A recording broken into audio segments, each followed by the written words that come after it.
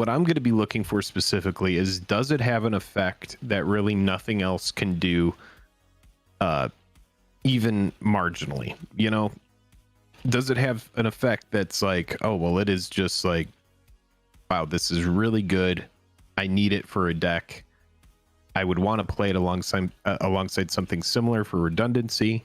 Or is it just like this stupid red creature here from Legends that just has a freaking destroy target blue creature? It's awful. Those aren't the cards that we're talking about. What I think we would be talking about is a card like Gate to Phyrexia. Gate to Phyrexia is from Antiquities. It's reserve list. It's $93. It's an enchantment for 2 black that says sack an artifact, destroy target artifact, sack a creature, destroy target artifact, activate only during your upkeep and only once each turn. This is already a good card. If you are playing any kind of Tevish Zat deck, any sort of Aristocrats deck where you're creating a lot of small creatures to sacrifice, Gate to Phyrexia is going to be access to artifact destruction in black. That's so good. Yeah, it's really good. This card is fantastic. So, like what we were just saying, does it have an effect, in this case, in a color that's very specific and niche, but highly desirable? I think that it does. I think that this card is worth its price. I don't know if we see them breaking the color pie like this again for an effect like this. I like this enchantment. You know that I do love enchantments. I think that this card is really good and very strong, and this is like also the very perfect competitive. kind of representation of what we want in a card like this. This is just hitting the nail on the head. Jake, I know you have a Lake of the Dead, maybe multiple. If it would enter the battlefield, sack a swamp instead. If you do, put it on the battlefield. If you don't, put it in its owner's graveyard. Pay nothing, tap it, sack a swamp to add 4 black mana to your mana pool. Like, I know that you love that. Oh, so much. I know that that's like a balls to the wall, go big effect for a mono black deck. You know, I bought this card during the COVID buyouts where everybody was just going ham buying collectibles. A lot of cards saw a bump in price, and this was one of the cards that I picked up for around $50, or it might have been like 48 or something at the time. But you could see already have 2x the investment. My position is I have 1 card. I think it's lightly played. And but this is another effect where if I'm trying to, you know, cast like dark ritual type effects to get stuff out early, trying to just float into my mana pool, do a big effect, sacrificing a swamp seems like a small sacrifice. And I think that this card is another card that really is worth its price. And, you know, the price is, what are people willing to pay for it? Right. I think that the effect is good, though. Yeah, it really is. I really do agree. Yeah, we skip cards like Gaia's Avenger, where it just says the stars below are numbered to the number of artifacts opponent has in play. I would think this reads now your opponent's control. Yeah. So, you know, it's big on here because Gaia's Avenger, but that's one where I'm fine with it, but I'm not being like, yeah, we should discuss Lake of the Dead. Yeah, Gate to Phyrexia. We should discuss Goblin Wizard. What do you think of Goblin Wizard? Tap it to put a Goblin permanent card from your hand onto the battlefield, and you can give a Goblin pro white for 1 red mana. You know, this one's interesting to me. Goblins is a low to the ground tribe, and so tapping to put a Goblin permanent card onto your hand, from your hand onto the battlefield. So type Goblin, and we want to see CMC greater than or equal to 5. Sorted by EDH rec rank. Yeah, because this is kind of how I feel about this card as well. You're looking at Kiki Jiki, Brash, Taunter, Siege, Gang, Muxus as your top hits. And then under that, you're looking at Ankle Shaker, Wart, depending on your colors with these two. Aki Battle Squad, which is fairly new, but it does require a specific strategy. And then Goblin Dark Dwellers, which I do think is a good card. My point is that with Goblins, it's pretty easy to get your whole hand emptied and have mana to do what you want to do. And so at 4 mana to get this onto the battlefield, it's barely protected with its 1 toughness, just barely alive. And then you tap it to put another one onto the battlefield, and it doesn't even have haste, so it can't be a turn where it's like Goblin Wizard into Muxus or Goblin Wizard into Dark Dwellers. It's kind of lackluster for me, personally. Filbert says Goblin Wizard is the best card in the dark. That says it all. Yeah, there you go. Yeah, you know, it is pretty much the only goblin that has this type of effect. Some goblins put goblins into play when they deal damage. Right. This is a tap to put one in, but I feel the same way. I feel like this card is scarce, and that is the only reason why its price is where it is. I think that at this point we get so many more good goblins that even though this effect is good, Sure. being able to tap something and put something directly on the battlefield is great, especially if you're saving mana on it and it's a free effect. If you have Fervor out or some sort of thing that gives goblins haste, this card gets better. Obviously, you're able to play it and then play something else immediately after playing it. It does have this interesting effect that is, for 1 red, you can give target goblin protection from white until end of turn. So it hoses Path to Exile and Swords to Plowshares. But yeah, it's still very medium. This is the kind of card where if it did get a reprint, people would be like, hey, are you playing that 4-cost 1/1 goblin that lets you tap and put stuff in? Yeah, and I mean, most people are probably going to be like, nah. Wraith, I see comments, can just use something to untap Log it. Catcher is so much better. Sorry. You can use something to untap it and unload your whole hand at once. Sure. But with a goblin deck, isn't Goblin Wizard the last thing you're playing out of your hand? I mean, and yes, Red, I saw somebody else say Red has plenty of ways to give it haste, for sure. We're just kind of looking at these in a vacuum. Does it do enough by itself to start justifying its price, knowing that its price is mostly upheld by the fact that it's just on the reserve list? Yeah, I think so. I do kind of like this card, Stormworld, in a Punisher deck. At the beginning of each player's upkeep, Stormworld deals X damage to that player, where X is 4 minus the number of cards in their hand. So if people start getting towards being hellbent, if you're playing in this in some kind of discard deck like Tiny Bones, I'm thinking that this could actually be a pretty playable card, especially at 1 mana. This is a fun world enchant here. This is interesting. Super cheap. Yeah, I think I quite like it. Yeah, super cheap for its effect, and it fits that commander playable niche effect that we're kind of looking for.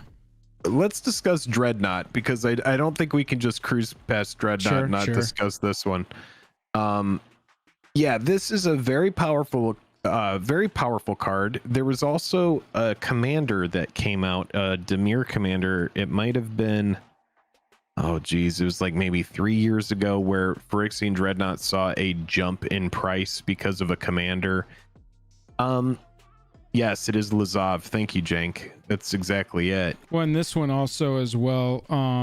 The turtle that's a commander, Arkelos. Nope, not Arkelos. No, and it wasn't the turtle. Which one was it that could end the turn immediately? That one also made this card jump up a little bit, because it basically ended the turn and you didn't have to do any of the effects, and it just got to stay on the battlefield. And look, it doesn't even matter what that specific card. Oh, Becca, thank you, chat. What I'm saying is this one sees a jump when it has a commander come into printing that can play with the fact that it is an insanely cheap, huge trampling creature. If it's one that can end the turn and you can dodge its effect, great. If it's cutting off ETBs, great. The Dreadnought would see another jump. If you want to combine it with something even like as dumb as Greater Good. Greater Good is the one where, to my memory, if I'm remembering the right card, this is the one where, yeah, you can sack a creature, draw cards equal to the sack creature's power, then discard 3. So if you play the Dreadnought while Greater Good's on the battlefield, sack it, you're drawing a ton of cards. That's the only use I really ever see for this card. But when it can be useful, it hits hard as shit, Yeizme says Dreadnought is also in some legacy Bant decks as a 4 of. I mean, yeah, when you see a card that's a 12/12 with trample for 1, you gotta figure out, players are gonna be bound to tinker. They're gonna be like, how do we possibly make this work? Can it be consistent? Because a 12/12 for 1 is an insane effect, and if you can make it work, I mean, it is a finisher. There's nothing that you can do about it. especially with trample. So yeah, I think it's one of these cards where it's a speculative buy at this price. 100%. It's the kind of thing where, will it go up? Not financial advice, probably so. That's typically how the reserve list works. The charts just go up.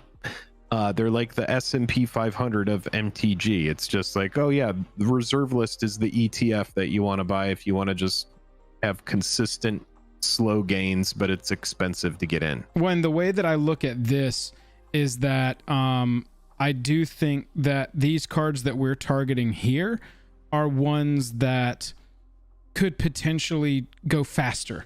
They go up faster than all of the other cards on the reserve list, because all it takes with a lot of the ones that we're talking about is that one commander to be printed that really turns that card into a powerhouse. Bing, bang, boom, you're done. Looking at Ramsey's Overdark, some of these legends, Jake, I think we have to talk about some of these legends. Little Demir, Human Assassin here, 4/3. It's so bad. Destroy a creature that has an enchantment card played on it. It is 1,000,000%. I don't care. This card is only good because it's scarce. It's got a 4/3 for 6. Awful. Its ability is awful, but there are not a lot of copies of it. If you reprinted this, it would be an uncommon. For it sure. Is, I mean, this probably, oh yeah, it's a rare. It would be an uncommon. It might even be a common. It's just all around bad.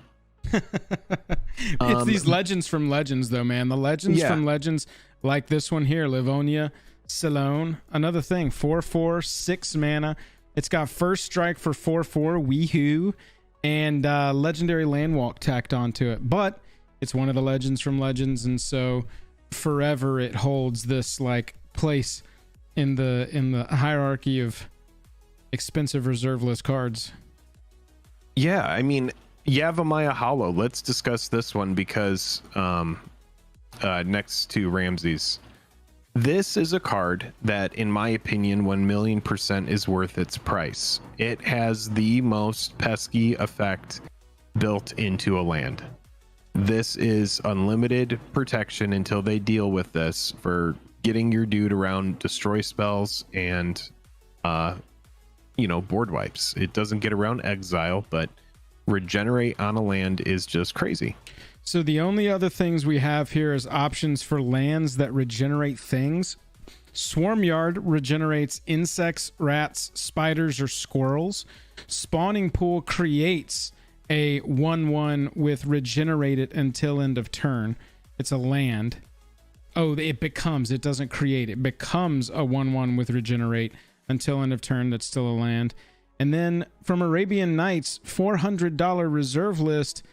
Jake, you can add a colorless mana to your mana pool or regenerate an elephant. This is another card that it's just so narrow. Right. It's so narrow, but there are decks that want that card. And, those early sets, those sets that came out just a year after the game came out, you just can't find those cards. There's just so few of them. We did get a good question here from Pedro. It says, does condition of a reserve list card determine your decision to buy the card? I think it does. If it's heavily played and it's all beat to shit. It depends on what you're going to use it for. If you're going to throw it in a commander deck, get you a copy, boo-boo. It can be just an absolute trashed copy. Yes. But if you can see it and you can tell it's the card, rock and roll in the commander deck. But if you're talking about from the collector angle, which is kind of where we're coming at, just the way we're looking at this very small group of the reserve list cards, these $100 cards that we think could break out based on a commander's printing. Condition 100% matters.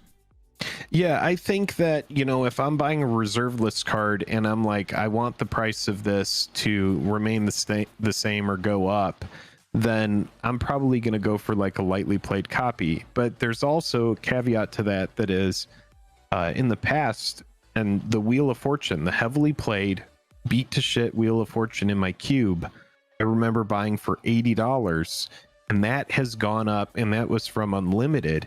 And that Wheel of Fortune heavily played. It has borders that look like they're alpha. It's gone up to like $500.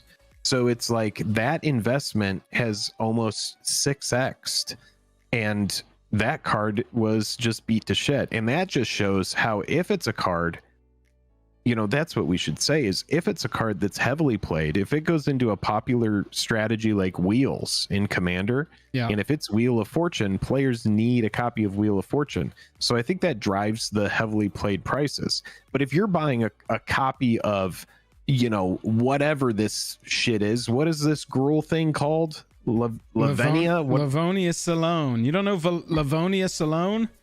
Yeah, so if you're buying that, I would say make sure you get like a lightly played or near mint copy, and don't just get a busted ass version of it, because I think the needle is going to move a lot less on a moderately played or a heavily played. It might just sit.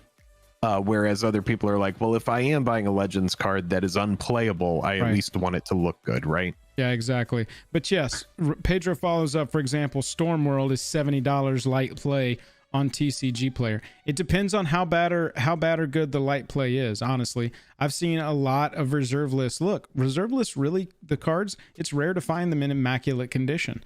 And so a lot of times you are especially looking, Legends. Right, yeah. Exactly. A lot of times you are looking at pretty much only light play copies available. So in that case, yeah, not financial advice, but that sounds like a pretty good deal to me. You know, if you're looking to spend extra money on the reserve list, which is what we're talking about here. Jake, I can't get past Preacher or everybody's going to yell at me. 3 mana for the 1/1. You can choose not to untap it. Tap it for as long as it remains tapped. Gain control of target creature of an opponent's choice. There's not a lot of theft effects in white. Yep. You know, playable. Tons of text on there. Make sure you can Google Scryfall Oracle text so that you can read this to your friends when you play Preacher. Because I'm not even going to attempt to get down there and start that one up. But yeah, well, it's like a Negan type effect, right? It's like you're playing this into knowing what you're going to get, I think is the best thing to do. Is exactly. Like if they play their commander, you play Preacher, you get their commander, you know? I think the card is good. I think it is narrow. White doesn't typically get effects like that. No. So if you do need that type of effect and you want a little bit extra oomph, I mean, the power and toughness leaves some to be desired, but I think for the time, you know, the power level of that card matches its casting cost. Yeah, absolutely. Null Rod says activated abilities of artifacts can't be activated. Green, baby. Big green. This is an artifact for the big green red player that doesn't rely on artifacts, that relies on just casting Rampant Growth and Cultivate and getting their mana that way. Right. But this is a good card, and I do think if you are playing like a competitive Stompy deck, whatever that is, then you would want a copy of Null Rod, because you're going to be shutting down all of the players that are relying on Mana Crypts and Soul Rings and all that stuff. I'm not saying don't run Soul Ring as well. Sure. But this is going to hurt a lot of players. It's just straight. I completely agree, Alan. It's just straight up good. I really like this card a lot. It's just good. Obviously, we know Copy Artifact is a good one, you know, and as we get down into Treachery, I remember talking about this one, I think, when it was like a $30 or $40 card, saying that this is the kind of reserve list card that people are always going to want to play in Commander, and it's never going to be reprinted again. So the fact that for 5 mana that you then get to untap 5 lands off of it, and then just straight up grab a creature and just says you control, period. You know, you just grab it. Yeah. But we start getting down a little further away from the $100 mark that we were trying to stay at. You gotta go to humility. If we can't miss this one. Yeah, that's what I wanted to rotate back up to, was humility. I'm pretty sure, Jake, I gave away a copy of this when I left college and moved out to California. Yeah, when you first left, this card, let's go look at the stocks chart, because this is a fun chart to look at on MTG stocks, is humility, because this is an effect that is so oppressive. Like, it just shuts everything down. I mean, look at that chart. the card did nothing. When we were playing in 2009, what was the card's price? Less than, 2009 isn't even on here. Less than $10. So yeah, less than $10. It would have been a really good stacks piece, but you could see those adjustments. And then obviously once the reserve list catches up to it, it sees a big jump in price. But being able to play a card that passively makes everything a 1/1, I mean, this is just brutal. And they lose all abilities. Yeah, It's just way crazy. It's such an annoying stacks piece. Any effect that changes the fundamentals of the game and makes it to where people are like, all right, well, we need to get on that. Is it a feels good card? no. No, Opposite. it isn't. It's the opposite. It's a feels bad card, but it is a very competitive card. And if you are in a punishing circle of EDH where everybody's like, are you ready to go into the depths of hell and try to squeeze a game out, then I think humility is the card for you. It combos really well with shit like pestilence, for example. You know, it's like make everything 1/1s and ping it. It's dead. Elish Norn, all your Yes. creatures are 3/3s and all their creatures are dead. Now with Forever. Elish Norn, I kind of love it because you're killing all their stuff and you're just gonna peck them to death with 3/3s. Yeah, That's exactly. fine. Exactly. Yeah. Before we wrap this up, had a little super chat from MTG Gaming Bob for 369. Please look at Vollrath's Stronghold. I'm not sure why this one actually didn't pop up on our list. It is part of the reserve list there. I'm not sure what happened with that search. But Yeah, this card is great. From Stronghold at $108, it's right there at the right mark. You know, putting a creature from your graveyard on top of your library repeatedly, incredibly strong. Incredibly strong. An Eternal Witness, and I'll sack Eternal Witness to Ashnod's Altar or Phyrexian Altar. We'll cast this thing that I got back next turn. EOT, Vollrath, Stronghold, get back Eternal Witness. Exactly. Get this card back. I mean, yeah. Or just Yeah. put it right back on top of your library with the mana it created from one of the sacrifices. So when you have a set like this that goes all the way back to Stronghold, or we've even talked about Yavimaya, which was Urza's Destiny. That was a first block where we saw foils. This was before Wizards of the Coast had Commander and so many Eternal formats even on their radar. Right. So nowadays they build with those ideas in mind. I don't think we'll ever see an effect like what Vollrath's Stronghold has ever again printed on a land.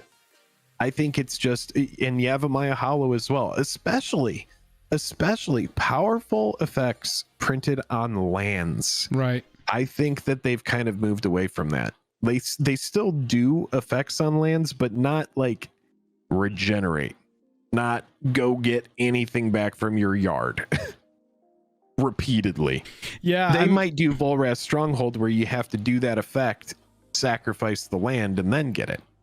Yeah, exactly. I mean, you're looking at Unholy Grotto specifically does it with zombies. Graveyard of the Battlefield, if Sky Ruin enters the battlefield and you have 7 or more planes. This is probably the way, Jake, that we'll see it in the future is flip cards. Having a sorcery on one side that can return stuff, and then the other side is your land. You know, you're looking at Heliod's does it with enchantments. Academy Ruins obviously does it with artifacts. But yeah, I mean, I like this. This is actually, to your point, strong because it's returning a creature or planeswalker from your graveyard to your hand on a channel land. So, you know, watch out for the price of these over time. Yeah, I mean, this is one of my speculative buys from that set. I have, I think, 12 copies of Takenuma in different variants, and I think that this kind of illustrates, though, where Vollrath's Stronghold, you have a repeatable effect Every turn. This it costs more, and you lose it. Right, and it's gone. Can't use it as a land. Yes, that is Wizards R&D saying some of those old cards are really powerful. Like, I mean, I don't really know how better to illustrate it than Takenuma. That's a good way. That was a good call. So I think this video has done a good job of sort of illustrating our point of what kind of cards you would want to look for, really at any value. We've talked. What, you don't like that 1/2 first strike from Legends? No, for what two does mana. that thing cost? What is it? How much is that thing worth? This is a type Kobold, so people probably play it in their Prosh for flavor. But yeah, $90 from Legends. Look, I mean, this is what we look for for cards of this price. You know, really any price on the reserve list is what's going to be the strength of it going forward, or what is the potential strength of it if the right thing is printed. Because look, as far as the amount of commanders, I'm pretty sure there's somebody had done the math I saw on Twitter recently that there's been like more commanders printed in the last year to 2 to 3 than came before it in every previous year of MTG. So, you know, design space is going to have to expand. Designs are going to have to go in different directions for them to be able to continue to print commanders at this rate. And you're going to see some of these reserve list cards, you know, with Yavimaya Hollow, if a card says whenever you regenerate a creature, draw a card, this card doubles that night. And I'm not saying that that's a good design, but that's the kind of thing you would look for on potential future commanders to really send these cards to the moon. That's a really good point. And I saw someone in chat bring up Replenish. Replenish $120 card just simply says 1 white, 3 other, return all enchantment cards from your graveyard to play. So yeah, the more enchantments we get, the better a card like this becomes. This is a very powerful sorcery effect. So even though Replenish is a little bit higher than where we were on our list, it's still right around that range. And it is still an effect that I would say is very specific and very good. Also, you know, there's shout outs to like Metalworker and Academy Rector as well. A lot of very good cards that just aren't going to be reprinted again, and we have to think, you know, wow, you know, a commander could be printed that just shoots one of these to the moon. Yeah, it's very interesting.